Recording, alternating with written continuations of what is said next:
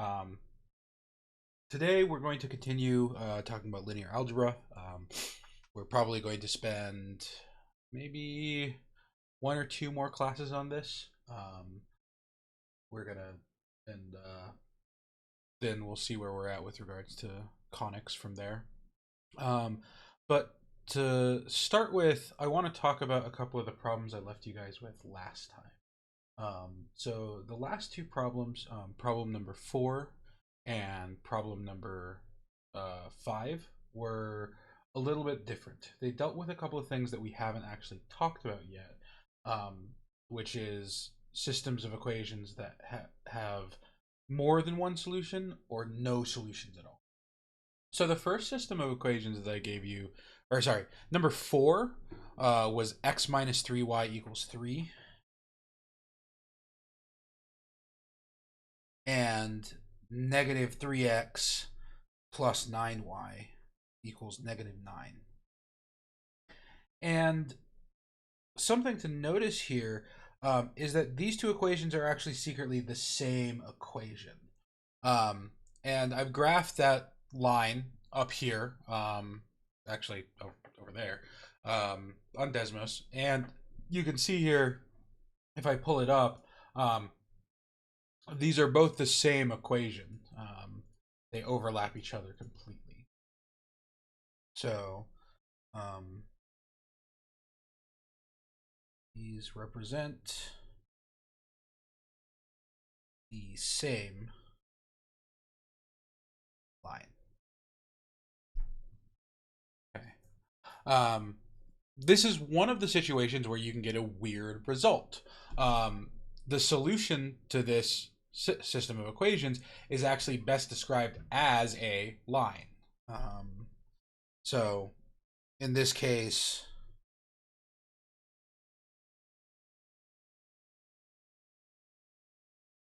there are infinitely many solutions.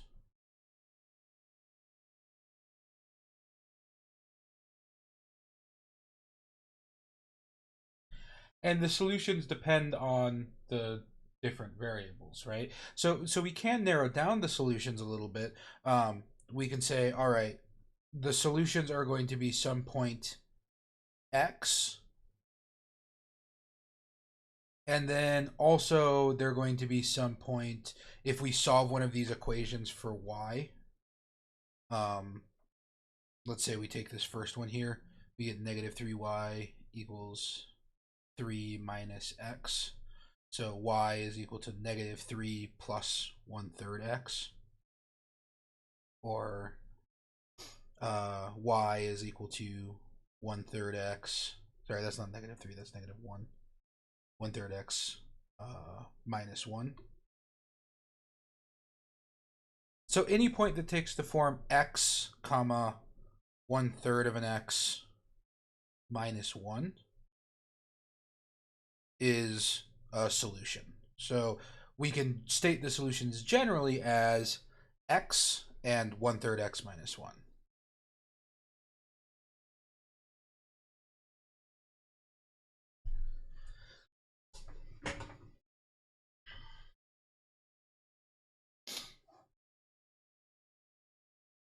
This problem, number 4, is what we call a, quote, consistent, and I don't need quotes there, it's actually called that, consistent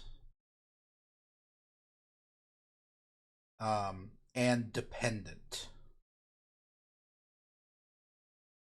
And we'll talk about what those words mean a little bit more in just a second here.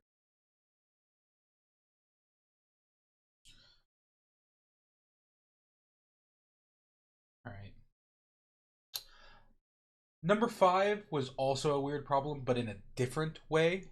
Or actually, we should talk about what happens when you try to solve this thing using a matrix method, right? So, when trying to solve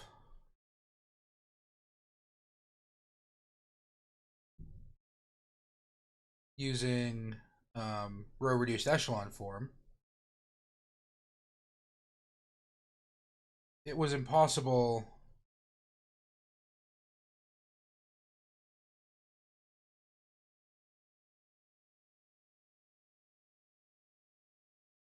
to get 1, 1, 0, 0, AB. We couldn't get it into this form because every time we got a 0, if we had a 0 here,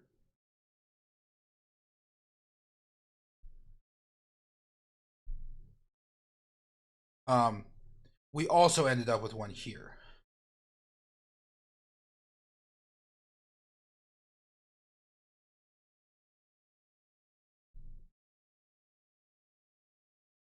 And 1 in the B as well.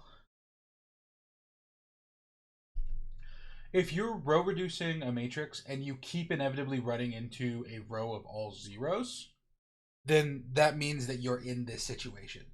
You're going to end up with infinitely many solutions. So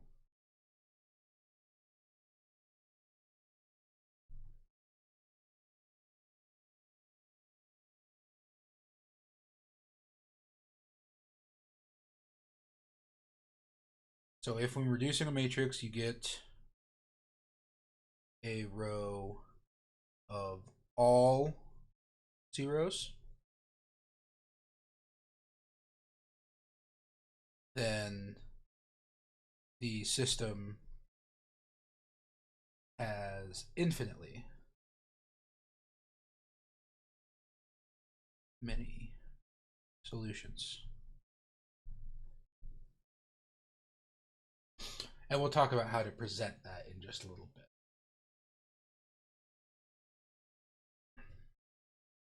Does anybody have any questions about number 4 here?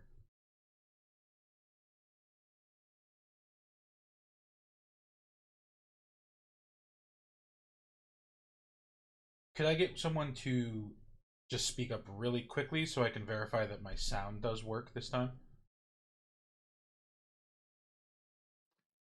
Yes, your sound works. Okay, cool. I've been having issues recently where my headphones have decided not to transmit audio back to me. So I can speak just fine, but I can't hear anybody, which is not the most useful thing in the world. But it looks like it's working, so we'll keep going. All right. So number 5 also had a weird situation, but it was a different weird situation. So number 5 was the equation, or was the system of equations negative 2x plus 4y equals 4, and x minus 2y equals 3. And if we graph those instead, this system reflected 2 parallel lines. So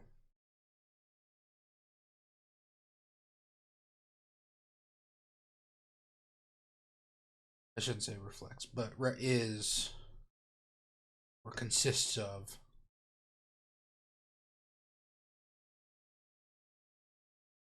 2 parallel lines. And this is what we would call a, quote, inconsistent system.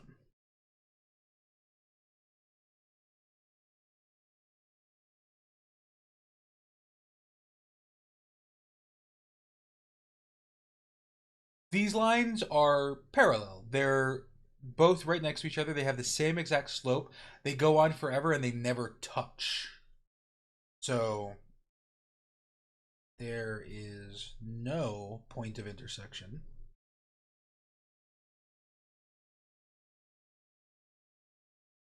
between the lines. So that means that the system has no solution.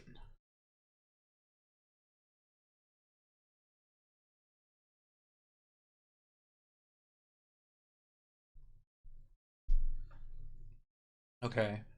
Um, Parallel lines never meet. They go on forever, straight lines next to each other, and they never touch each other. And that means that we have no intersection point, which means that we have no solution. And when row reducing,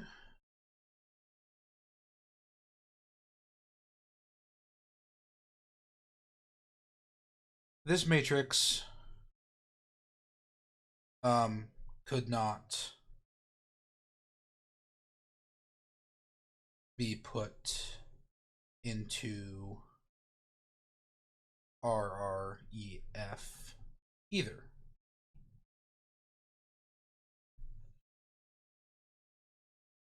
We ended up with something like something something something 0 0 something,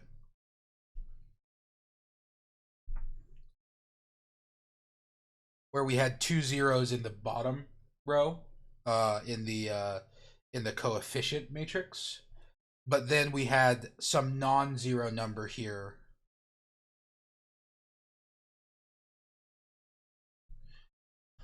in the solutions column. So in the previous case, when we had the consistent dependent, where we had an infinite amount of solutions, what we ended up with is so previously the bottom row of our matrix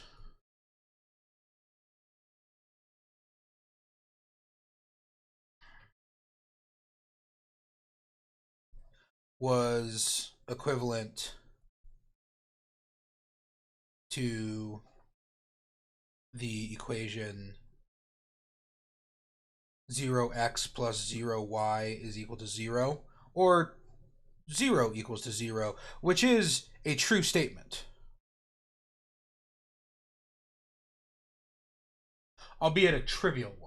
Okay, 0 equals 0. That's always true, no matter what.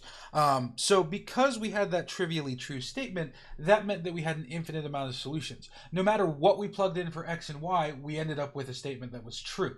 So we could plug in any x value we wanted, and as long as we got the correct corresponding y value, so it's not that we could plug in any x and y, but we could plug in any x value, and as long as we got the correct corresponding y value, we would have a solution. So we would have all those solutions along the line. Here, however,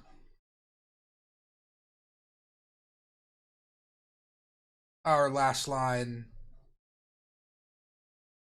is equivalent to 0x plus 0y is equal to something. Let's say 3. Doesn't matter what it is, as long as it's not 0, right? Or 0 equals 3, which is not true.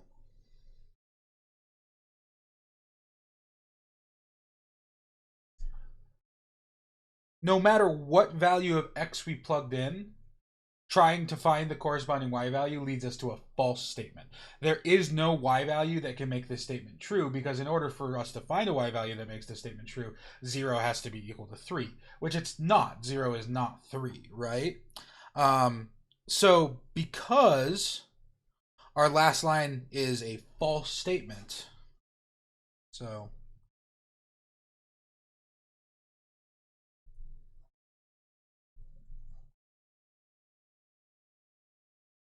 because no matter what we try to do to solve this, we're going to end up with some sort of issue.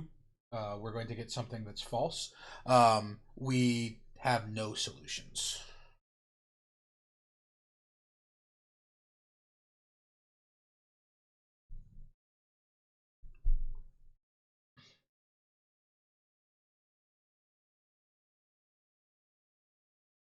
So the way we refer, or actually, does anybody have any questions about number 5 from last time?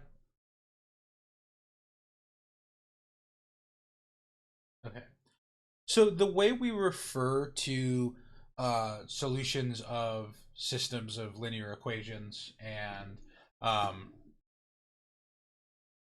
linear algebra, matrices and their number of solutions and stuff like that, we use two terms that are separate, and they mean sort of similar things.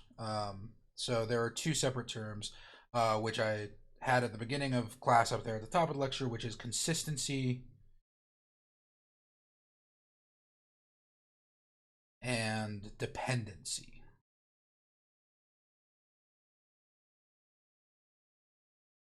So a system of linear equations is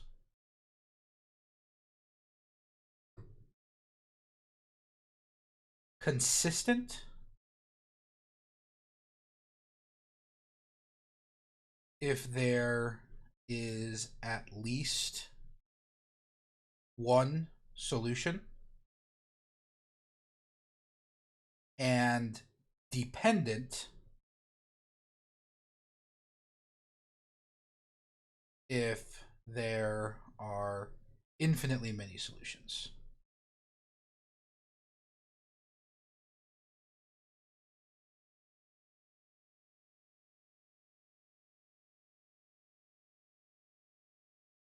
So what we end up with is we really do end up with three different situations. With the way that we're looking at systems of linear equations, we're looking at systems of linear equations that are what are called non-homogeneous, um, which means that we have a solutions columns. Without a solution column, it's possible to be well, consistency doesn't mean anything. Dependence and independence is the only thing that means something there. Um, However, for us, we're looking at basically three different situations. We have, in order of least solutions to most solutions, we have inconsistent,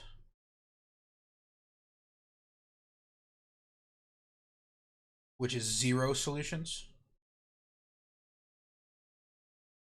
We have consistent independent, which is 1 solution. And we have consistent dependent,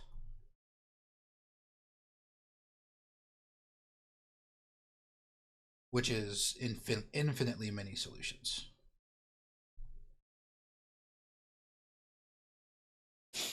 Note that if you have more than one solution, then you have infinitely many solutions. There is no situation in which you can have a system of linear equations that has exactly 2 solutions. That's totally impossible. It cannot happen. And that's because of the way the intersections of these surfaces work. So there's a handful of different situations that we can end up in here. Last class I showed an example of a system of linear equations in 3 variables, the intersection of 3 planes, that represented a consistent independent situation. And that's not the only thing that we can look at.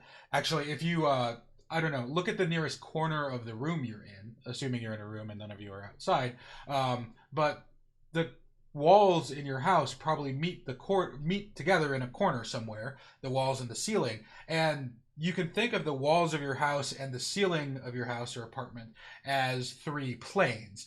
They all intersect in that single point, which is the corner, right? That's an intersection of 3 planes. That corner is the point at which they intersect, right? So that's a way of visualizing a consistent, independent situation in 3 dimensions. The other ones of these, the inconsistent situation and the consistent dependent situations, can happen in a few more complicated ways. So to start with, one of the ways that we can have consistent inconsistent system of equations is to have what are called parallel planes, right? So planes can be parallel in the same way that lines can be parallel, in that they go on forever in all of their directions and they never actually touch. So here what we have is we have 2 planes that are parallel to each other, and so they will never have a solution. If we had a third plane that was also parallel, let's say, whoops, I don't know what I just did. Let's say we throw in x equals -3 as well. Then we have a system of 3 planes that have no solutions whatsoever. None of the planes ever touch each other, so we very badly have no solutions, right? It's also possible to have a little bit more of a subtle issue. We can have planes that are sort of parallel in only one direction, but are not parallel in the other direction. So here we sort of have this, if you think of planes as sort of being, having like a upwards direction and a sideways direction, sort of two what are called orthogonal directional vectors, one pointing up, one pointing sideways. These ones have the same upwards pointing and the same sideways pointing thing at all times, right? They both go. If you draw a line straight up them, they both go. They all three of them go upwards in the same direction. If you draw along the side, those lines are also parallel, right? So these are like super parallel planes. They're very parallel. If we look at this situation here instead, we have, again, three planes that are somewhat parallel, but they're parallel in a slightly different way. Okay, so here we once again actually have a inconsistent system of equations. None of these three planes are going to intersect all together at any one point. However, if you pick any two of the planes, let's say we pick just the red one and the green one, then they do intersect. And if we pick just the blue one and the green one, they do intersect. And if we pick just the blue one and the red one, they do intersect. However, those intersections, the three intersections between each pair of planes, all make parallel lines. These planes are all sort of standing up perfectly straight, right? So, although they're kind of tilted in different directions, they actually never meet at a single point, right? So, for example, if you take three separate walls of your house, those walls should never all meet at a single point. Obviously, walls are not perfectly straight in the real world, but we can imagine they are. It's easier to imagine if you don't live in the Leaning Tower of Pisa. But these parallel walls, they don't meet each other at any point. Your two walls will meet each other in the corner, but the third wall is not going to meet in that same corner. It's going to meet in a different corner. It's kind of what's happening here. You can imagine being in this triangle-shaped room in the middle here, and there's no corner where all three of the walls meet. You never see blue meeting red meeting green. These are basically our situations in which we can be inconsistent. So in three variables, systems of equations can be inconsistent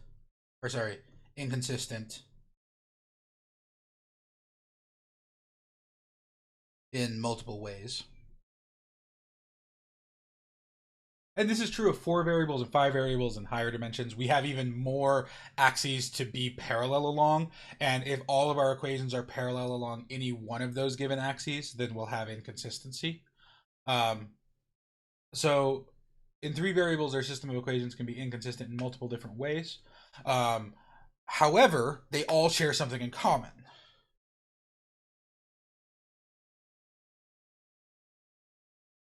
When trying to solve them in matrix form,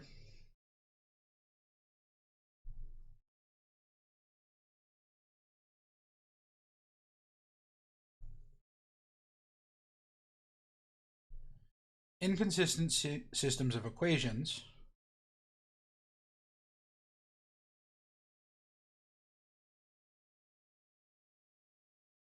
always result in a row with coefficients of all 0 and solution not 0. We always get a row that's like 0, 0, 0, 0, 4. And once you run into that situation while you're doing row reduction, if you run into a situation where you get a row of all zeros and then a 4, and it's going to be unavoidable, at that point you can stop and say inconsistent. No solutions. Okay.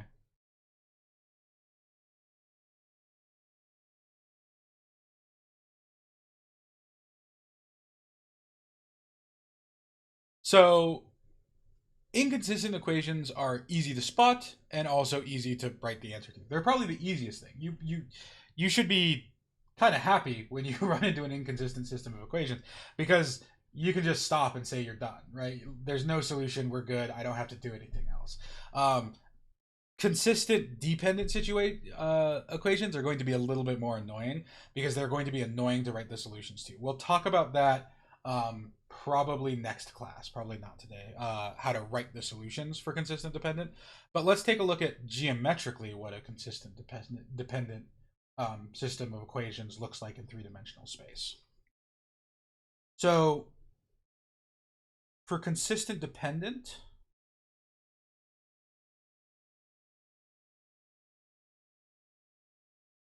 this can actually happen in a couple of different ways as well.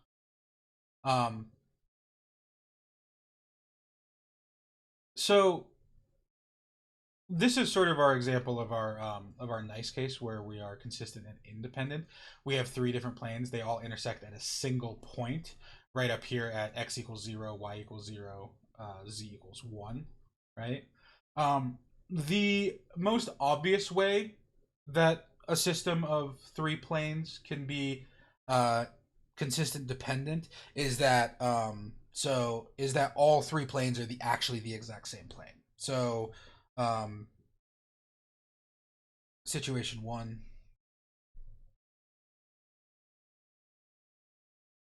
all three planes are the same plane. So maybe we have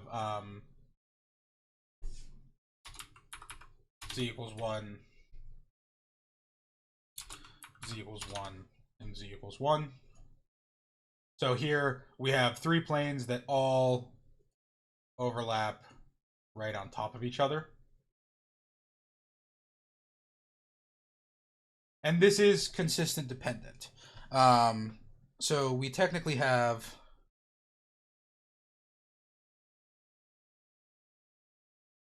infinitely many solutions. But the amount of solutions we have is actually, it's sort of like a bigger infinity than it was in the linear case, right? In the linear case, we had infinitely many solutions, but they all lied on the same line. Here we have infinitely many solutions, but we have way more than one line, right? We could draw a line in that plane and there would certainly be other solutions there.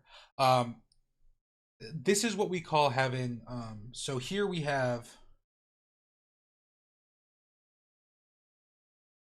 two free variables. So two of our variables are basically allowed to be anything we want. You can pick any x coordinate you want and you can pick any y coordinate you want, and then z depends on what those are. Here actually z doesn't depend on those, z is just always 1, but it's possible to get a plane where you have three planes that are exactly the same.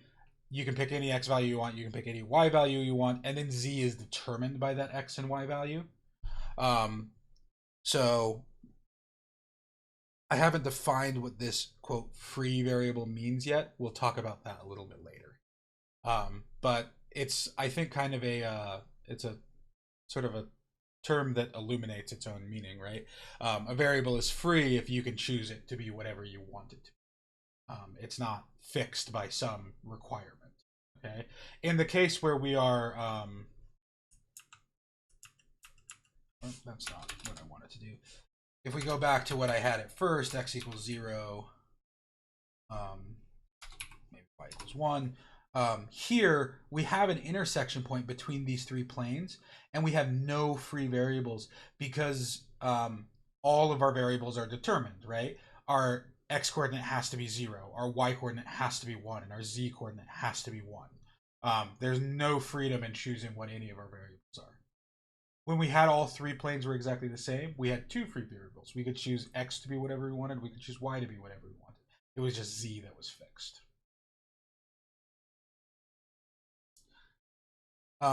Situation 2 is once again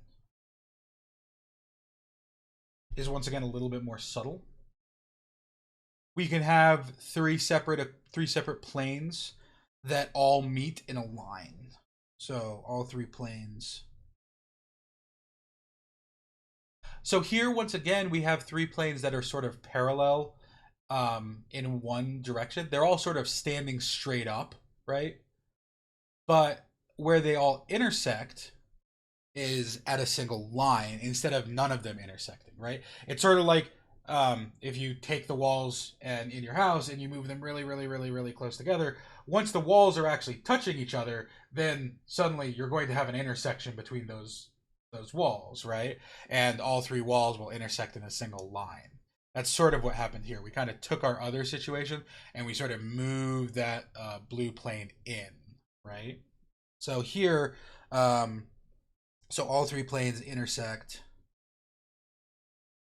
in a common line. And once again, we have infinitely many solutions.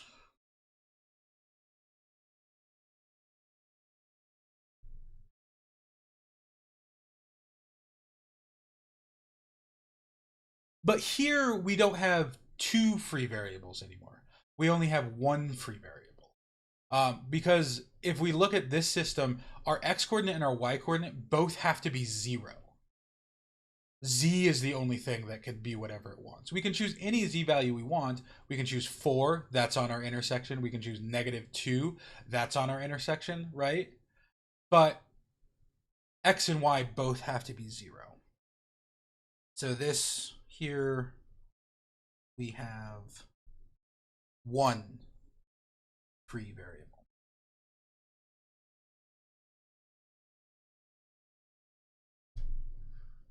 So the number of free variables, in other words, the number of variables that when you're looking at a consistent dependent solution, the number of free variables you have determines the dimension of the solution set. If you have two free variables, then your solution set is a two-dimensional object. In our case, with two free variables, well, it's kind of gone, but we can imagine that that's three planes that are exactly the same. Our solution was one whole plane, one whole two-dimensional object. In our situation where we only have one free variable, our solution is a line, just one line, right? So the number of free variables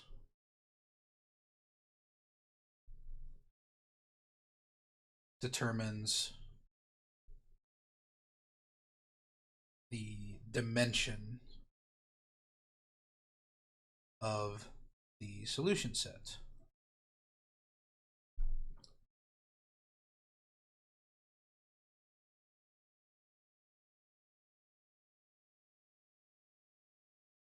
However, these two situations do have something in common. In situation 1, when we row reduce, we end up with 2 rows of all zeros. Something like star, star, star, star, star, star, 0, 0, 0, 0, 0, 0, 0, 0. We have 2 rows of all zeros here. So we have a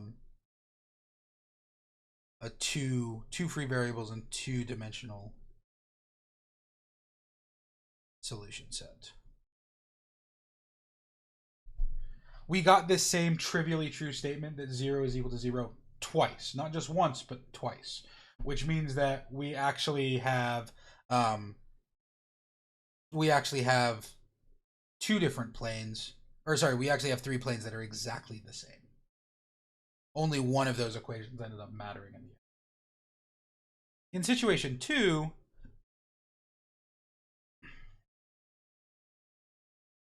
we only end up with 1 row of all zeros.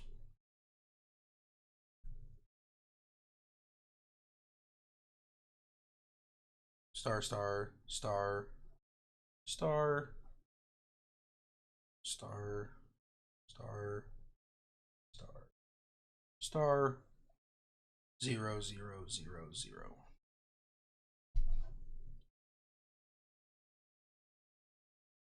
So here, because we only get that trivially true statement once, we have a one-dimensional solution set.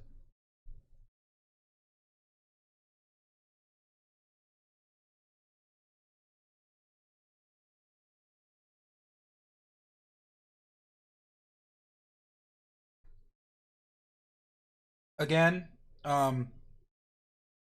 probably next class, we're going to talk a lot more about this situation. We're also going to talk about what are called underdetermined systems of equations.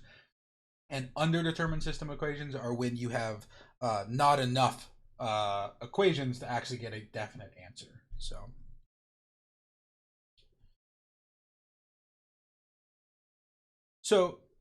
does anybody have any questions about this consistent, inconsistent, dependent, independent situation?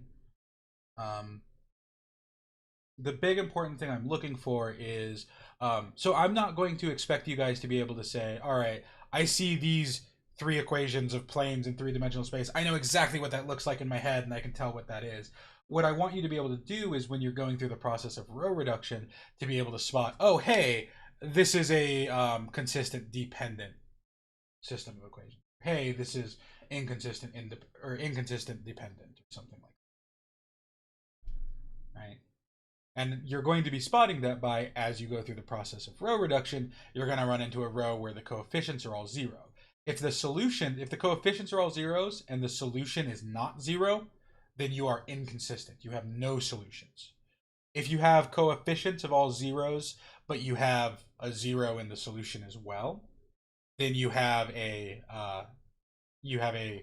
consistent dependent situation where you have infinitely many solutions.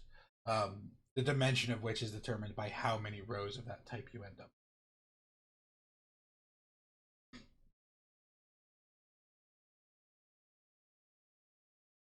All right.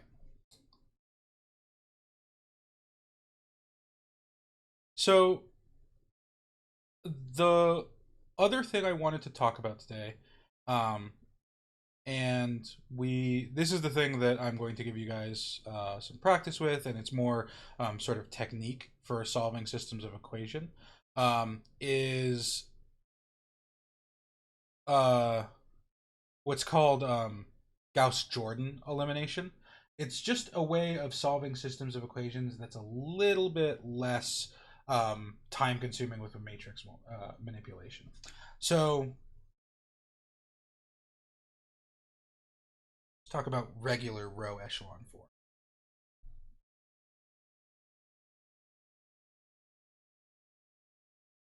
So last class we discussed row reduced or reduced row echelon form. So RREF, which for a system of three equations in three-dimensional space would look something like for our two-dimensional ones it was 1 0 0 1. In three-dimensional space it'll be 1 0 0 0 1 0 0 0 1. A, B, C. So reduced row echelon form has entries along the main diagonal, which is the diagonal going from the top left to the bottom right of all one, and then it has zeros everywhere else. So RREF has ones on the main diagonal and zeros everywhere else.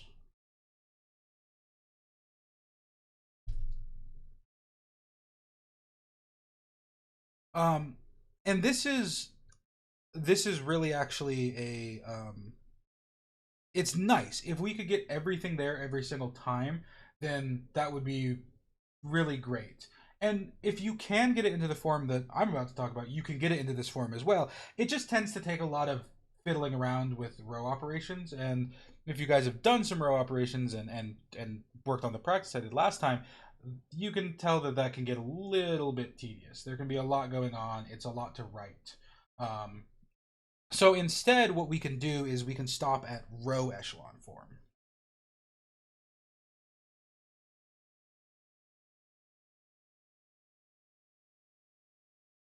Which, depending on who you ask, so I'll refer to this as REF, not RREF. But there's a few different ways that people see it, right? What I typically have is something like A, B, C, 0, 0, 0, star, star, star,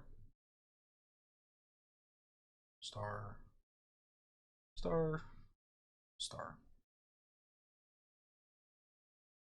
So here we have numbers along the main diagonal. So A, B, C not equal to 0. And the stars can be anything.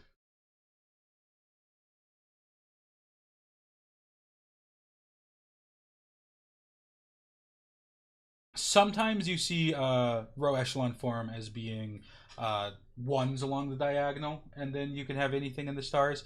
I take it one less step because it's just I'm trying to eliminate row operations, and if you leave it at ABC, it's all actually pretty straightforward to solve while still reducing as many row operations as possible.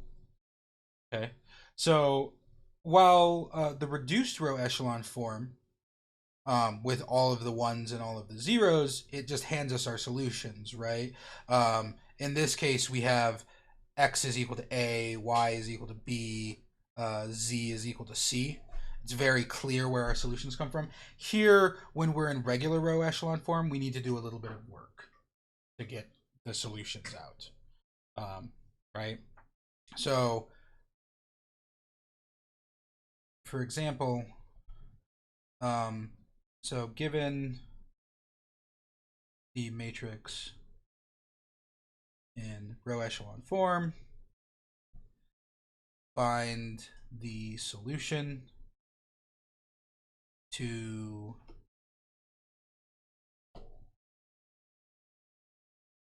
the associated system of equations.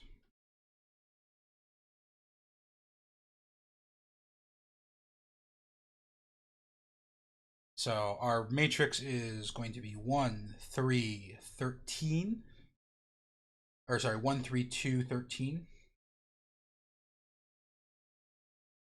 0, 1, 5, 17. And 0, 0, 1, 3.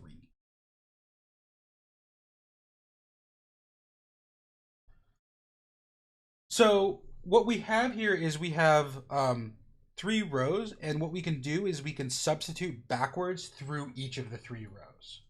So our bottommost row tells us that z, 1z, is equal to 3.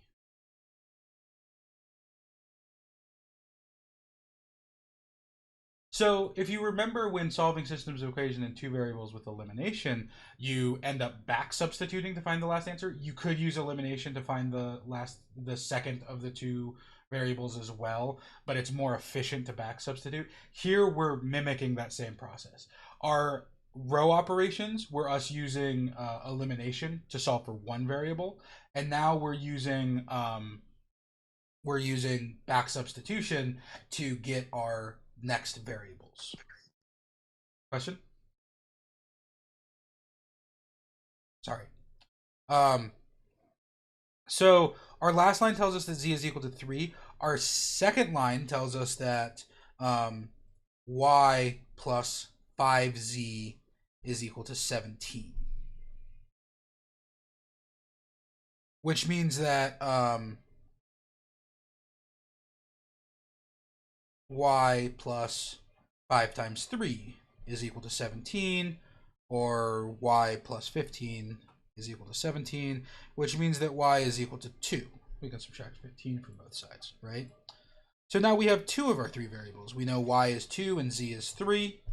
So we can go back to our first equation, which tells us that x plus 3y plus 2z is equal to 13. And here we can back substitute again. We know what z is, we know what y is. X plus 3 times 2 plus 2 times 3 is equal to 13. So x plus 6 is equal to 13. If we subtract 6 twice from both sides, we end up with x is equal to 1. So our solution is the point 1, 2, 3.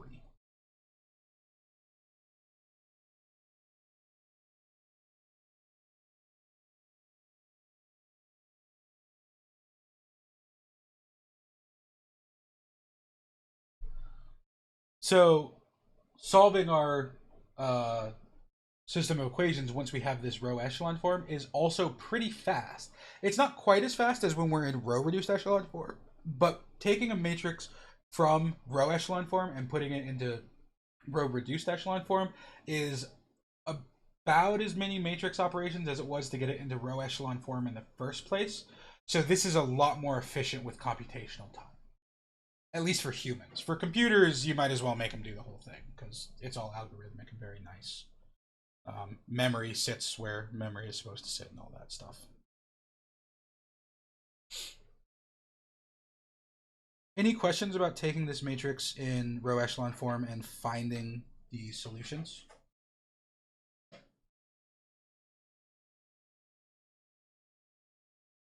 All right. So let's talk about the last thing I want to do before sort of letting you guys go is I want to look at putting a matrix into row echelon form, use it in the 3 variable case because it's a lot more complicated than the 2 variable case, unfortunately. In the 2 variable case, we could use row reduced or reduced row echelon form because it was already pretty simple to get it into row echelon form in the first place. In the 3-dimensional case, we need to spend a little bit more time and we need to be more careful in our techniques and how we do this. So let's do another example. Let's take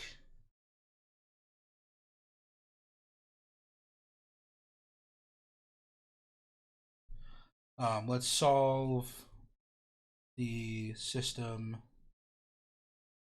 of linear equations using row echelon form. And our system of linear equations is going to be 3x plus 4z plus, 3x plus 4y plus 2z is equal to 6. Negative 1x plus 3y plus z is equal to negative 1. And 2x plus 5y plus 5z is equal to negative 1 as well.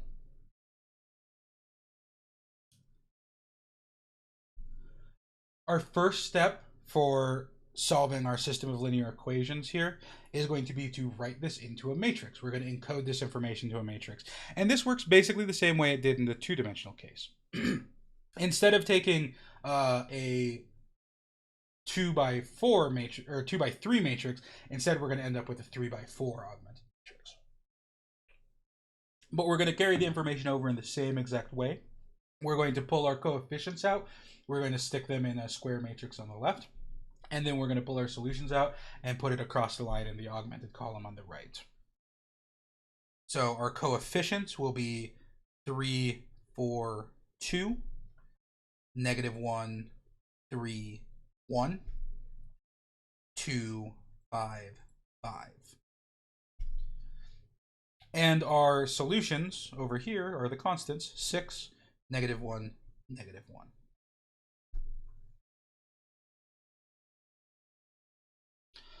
So when putting a matrix into row echelon form, we want to be organized in how we approach this, okay?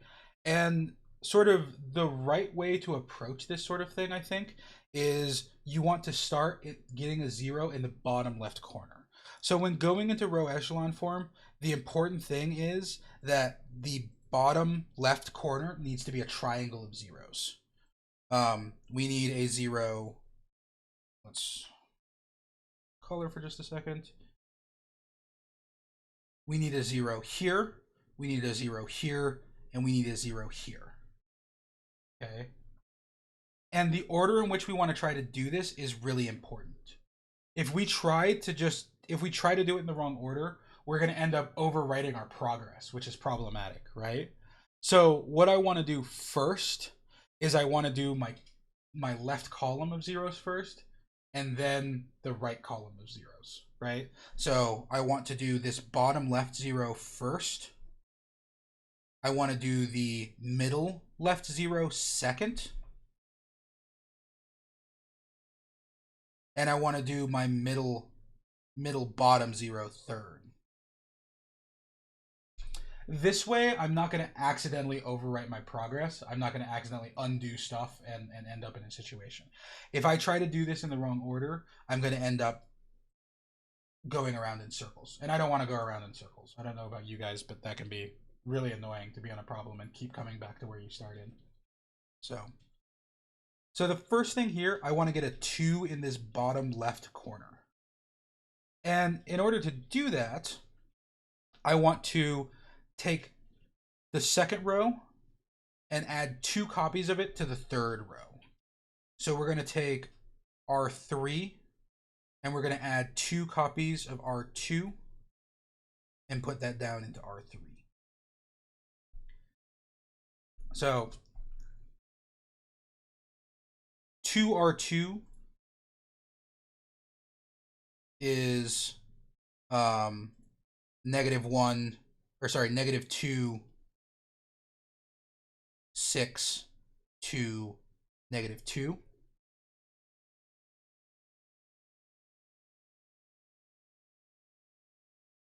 And R3 is 2, 5, 5, -1.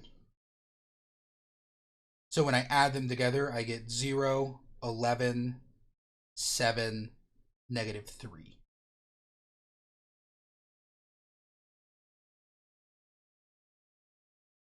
So after doing this step,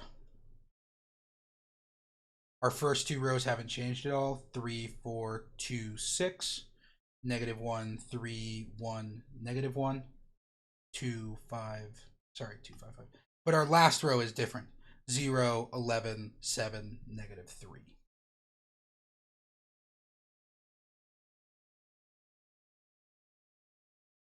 So now we have our first 0.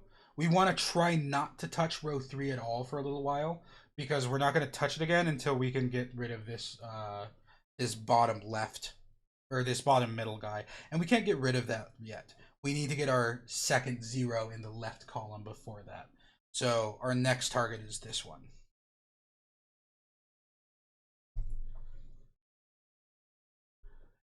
To do this, I'm actually first going to multiply the middle row by 3. So we're going to do, we're going to put 3R2 into R2. You can actually do this in, you can take care of this step in a single step. However, it's a little bit messier to do that. And I think it's going to be nice to just do this real quick. And then we'll see, obviously, how we can get rid of this first column here. So our first column and our third column will now be the same. They haven't been touched.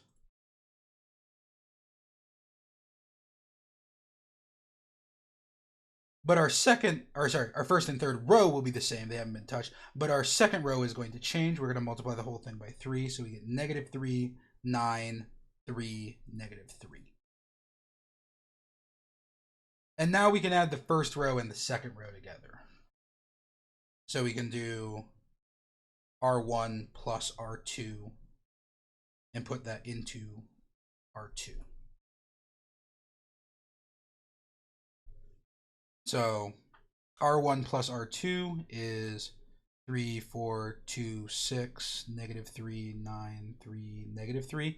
When we add them together, we get 0, 13, 5, 3.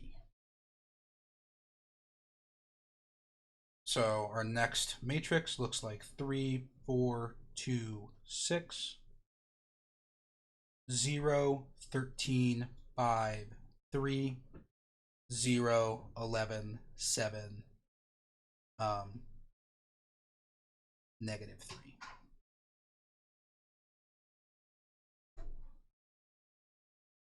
And now we sort of have a little sub problem in here.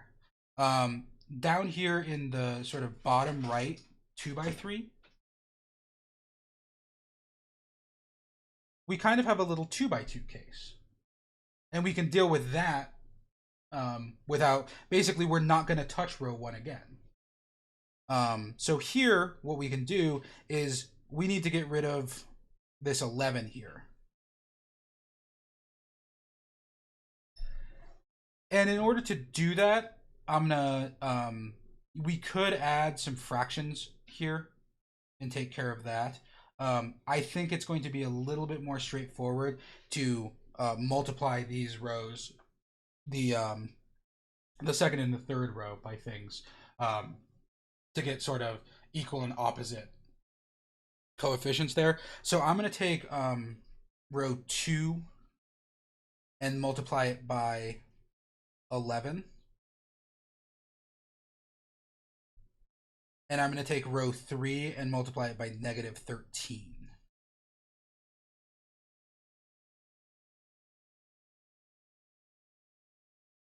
So row 1 is still the same, 3, 4, 2, 6, 0. Row 2 is going to get multiplied by 11. 13 times 11 is 143. Okay. 5 times 11 is 55. 3 times 11 is 33. 0 times negative 13 is still 0. 11 times negative 13 is negative 143. 7 times negative 13 is negative 91. And negative 3 times negative 13 is positive 39. And now we can add row 2 into row 3. And that'll get rid of this bottom middle 0, or this bottom middle number. So we're going to do R2. Well, let's do it in the right order. R3 plus R2. And we're going to put that into R3. Again, our first row hasn't changed at all. 3, 4, 2, 6. Our second row hasn't changed at all. 0, 143, 55, 33. And our last row is now 0 plus 0 is 0. 143 plus negative 143 is also 0. 55 plus negative 91 is negative 36. And 33 plus 39 is 72. And now we're in row echelon form. We have our triangle of zeros in the corner here.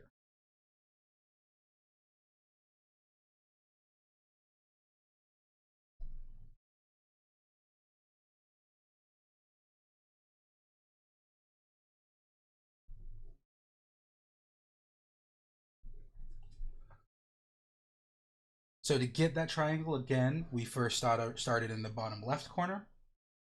Then we went up the column to the second one in the left. If you had 4 variables, you would then do the next 0 in that first column. Okay, so you want to do that first column first. And then you'll do the second column. and then you'll do the third column, and then you'll do the fourth column, however many columns there are. I will 100% level with you. I am not going to ask you to do anything bigger than three-dimensional matrix stuff on a test. There are a couple of problems where I might ask you to do four-dimensional stuff on homework and practice stuff just to get some practice there. They work just like this. It's just more work. In the same way that this three-dimensional stuff, when you're actually working in the matrix, works the exact same way that the two-dimensional ones did, just with a little bit more operations required.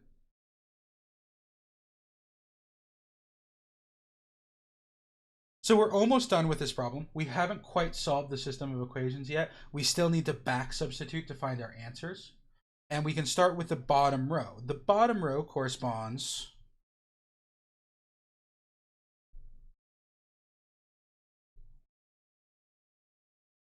to negative 36z is equal to 72.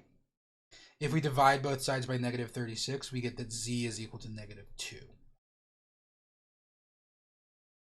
We can then use our second row, which is 143y plus 55z is equal to 33. So that's 143y plus 55 times negative 2 is equal to 33, or 143y minus 110 is equal to 33. If you add 110 to both sides, we get that 143y is equal to 143. So y is equal to 1.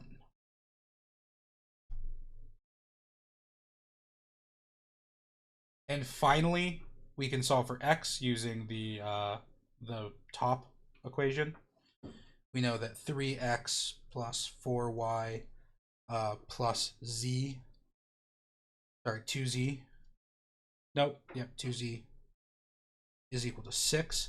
Notice that this is actually still the same top equation that we started with. It frequently will be. It won't always be that, but oftentimes your last equation, the top will still be the same as you started with. So that's 3x plus 4 times 1 plus 2 times negative 2 is equal to 6. So 3x plus 4 minus 4 is equal to 6. So 3x is equal to 6, which means that x is equal to 2.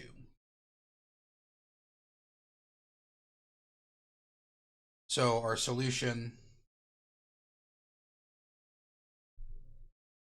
is the point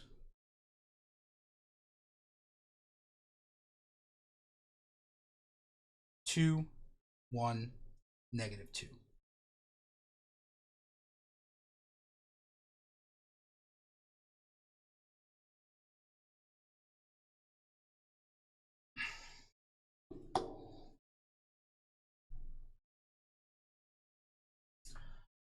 If I had decided to go for entirely reduced row echelon form, then I would have had to do probably 4 or 5 more matrix operations. And some of them would have involved really annoying division, and many of them would be really close to what we actually just did.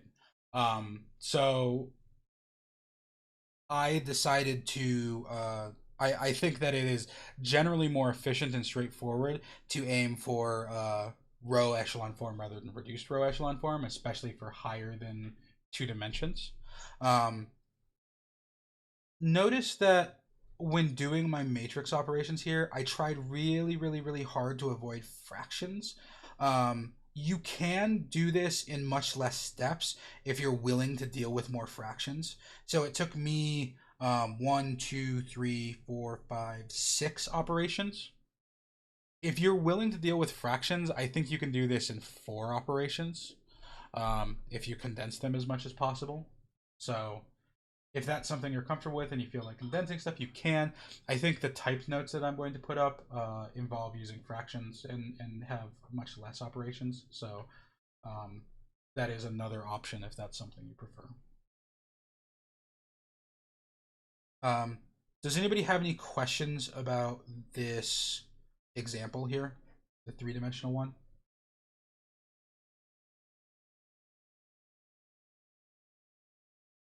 Okay.